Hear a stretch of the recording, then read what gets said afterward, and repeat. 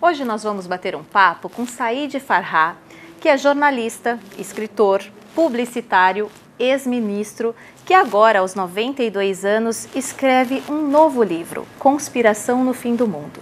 Said, é muito bom estar aqui com você, ouvir um pouco da sua história, que é a história do Brasil e também da propaganda brasileira. Muito obrigada. Eu é que agradeço. A Conspiração no Fim do Mundo, na verdade, foi um título sugerido pela editora. Eu tinha escolhido um título que era Quilotons nos Andes, mas eu acho que o título que a editora escolheu ficou muito melhor, porque, sabe, o extremo sul da Patagônia, onde parte do enredo se passa, é chamada pelos argentinos de fim do mundo. E agora mesmo o Papa Francisco disse, quando eleito, foram buscar um Papa no fim do mundo. Então, a conspiração no fim do mundo está muito bem localizada na Patagônia, que é o sul da Argentina. Agora, esse é o primeiro livro de ficção. Primeiro livro de ficção. Primeira vez em que eu me aventurei a fazer qualquer coisa de ficção, porque eu achava que eu não tinha a menor competência. E o meu negócio era tratar de fatos concretos, planos, programas, projetos, sugestões para amigos ou para empresas, enfim, tudo concreto. Porque eu não achava que eu tinha competência não tinha imaginação suficiente para fazer uma obra de ficção.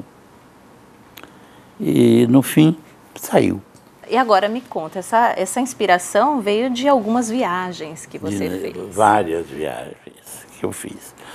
Eu visitei muitas vezes a Patagônia, especialmente a cidade de Bariloche. Um dia eu cheguei com o carro numa estrada e vi uma placa dizendo que aqui nesse lugar as pessoas sem consideração tinham terminado com uma vida, blá, blá, blá, blá. E eu fiquei sabendo que na outra ponta tinha um centro de enriquecimento de urânio, alegadamente civil, mas que ninguém podia chegar perto. Então eu dizia, meu Deus, aqui estão cuidando, preocupados com a vida, e lá estão cuidando da morte, porque eu desconfiava que os argentinos estavam enriquecendo urânio com fins militares. Convicção essa que me veio do fato de um dos ditadores da Argentina ter dito ao general Figueiredo, quando eu estava com ele, que a Argentina tinha dominado o ciclo do enriquecimento nuclear. Mas eu sempre imaginei que o fim disso havia de ser uma bomba atômica argentina. E o único destino de uma bomba atômica argentina tinha de ser o Brasil. É a rivalidade desde sempre. A rivalidade desde sempre. Agora, vamos relembrar um pouquinho dessa parte. Como ministro das Comunicações, você teve participações importantes no nosso governo. Eu queria que você me falasse como que era fazer a comunicação naquela época e se você vê muita diferença para agora, a comunicação do governo atual. Sim. Naquela ocasião, a comunicação era, eu vou usar uma palavra, a falta de melhor, era objetivo, ou seja, o que aconteceu, o que vai acontecer, o que está para acontecer. Não havia, no meu tempo, nenhuma insinuação, plantação de história, dar um biquinho para alguém criar uma história, nada. Era simples, correto, e possivelmente não muito apreciada pelo grande público, mas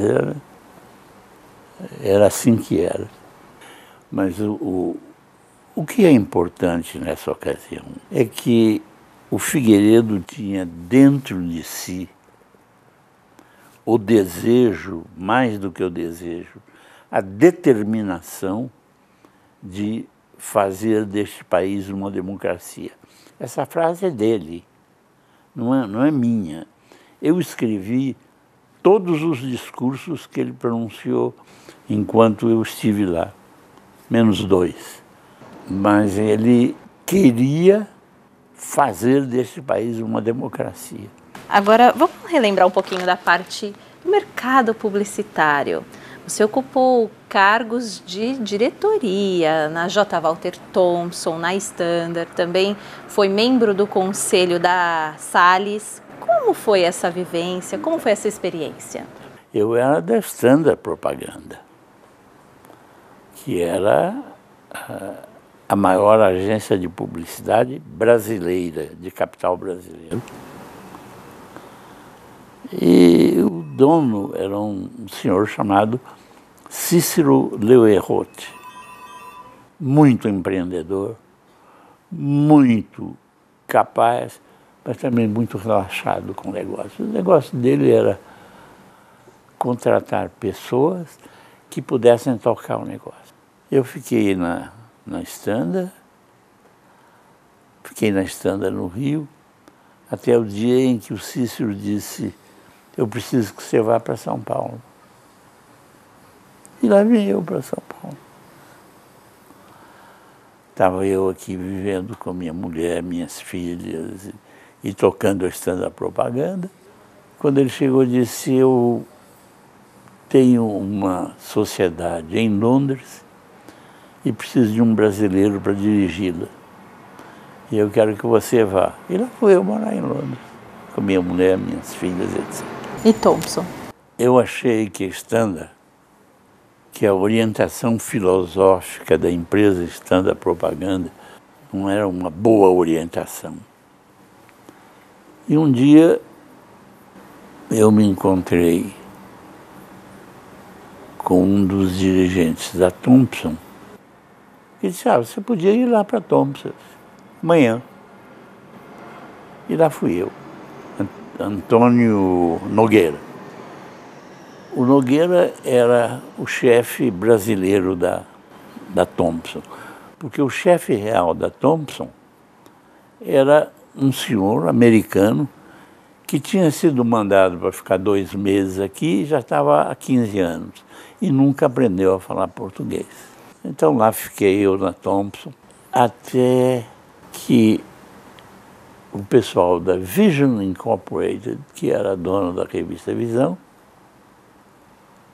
precisou de alguém e me chamou. E eu acabei comprando a revista Visão, publicando os dirigentes, publicando as outras publicações que nós tínhamos. E assim foi. Mas essa paixão por escrever não para por aí. Está vindo uma nova obra de ficção. Tem uma nova obra de ficção que se chama O Paraíso em Corkswall. O Paraíso a ideia é a seguinte: um grupo de empresas